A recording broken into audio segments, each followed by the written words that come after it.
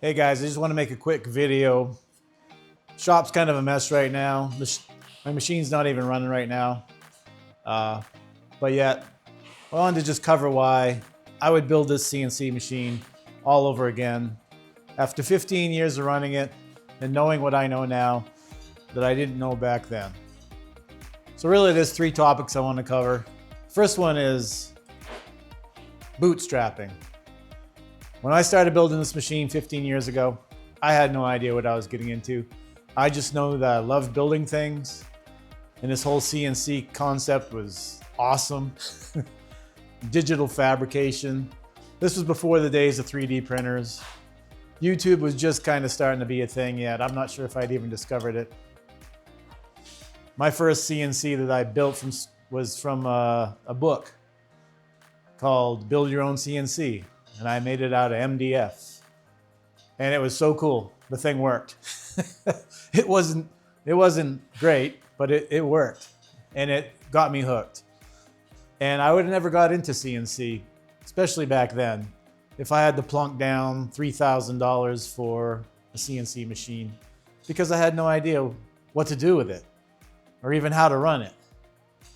So by bootstrapping, you're able to get into it a couple $100s at a time, especially building your own. You know, you start with whatever you start with. Personally now, I'd recommend starting with electronics because that's actually the most important and most complex part of the machine. If you can get that down before you even start building the actual physical structure, get a laptop or your computer you're going to use. Pick out what you're going to use for control software and buy a motor and a control board and get one motor wired up. Get it moving. See how the software works. That's how I'd start today. And then by the time you've done that and figured that out, you can save up a little bit more money to go to the next step. That's what I did, although I did start from the foundation.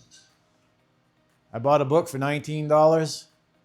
I bought some MDF and a couple $100s at a time before I knew it, I had a working CNC machine. So that was really cool. Bootstrapping, one step at a time, figuring it out as you go. The second part of it is the education you get.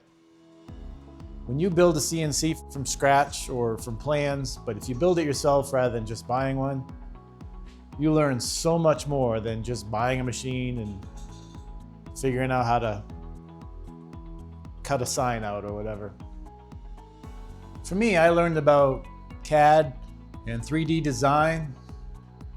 I learned the mechanical side of it, of how the machine actually moves. I learned about electronics and wiring. You learn a lot about software. You learn about programming, G-code. And a big thing you learn is about problem solving.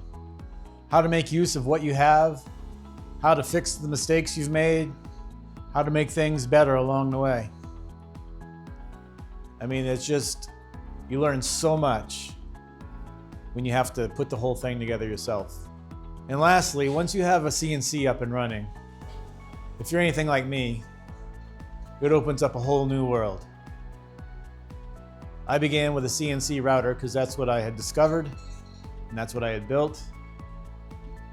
It doesn't take long before you realize there's a lot more you can do than just router wood with it. I looked around and saw that I had a plasma cutter sitting across the shop, and it didn't take long before I hooked that thing onto the CNC and started cutting stuff out with that. In fact, this truck up here on the wall is cut out with this CNC machine. And of course that ends up, then you get into torch height control, all that stuff. I also, because of all this, ended up buying a G0704 Grizzly milling machine. Before I was done, I ended up putting CNC controls on that, and that's still a work in progress. I'll get back to that at some point. I burned out the spindle motor in the process of all that because I was cutting aluminum and even I was cutting steel. I was CNCing steel. Once you're into this world, you can make your own parts, and it's just a deep rabbit hole. You can go as far down it as you want.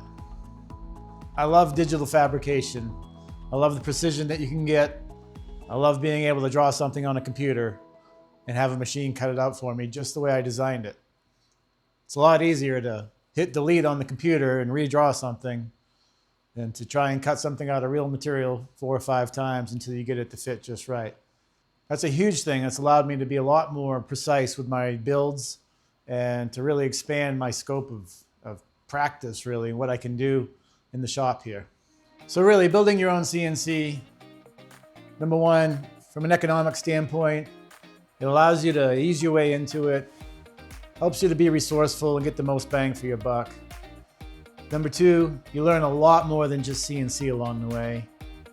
And number three, once you have a CNC, it opens up the whole world of digital fabrication in a whole new way. So if those sort of things make sense to you, I'd encourage you to build your own machine.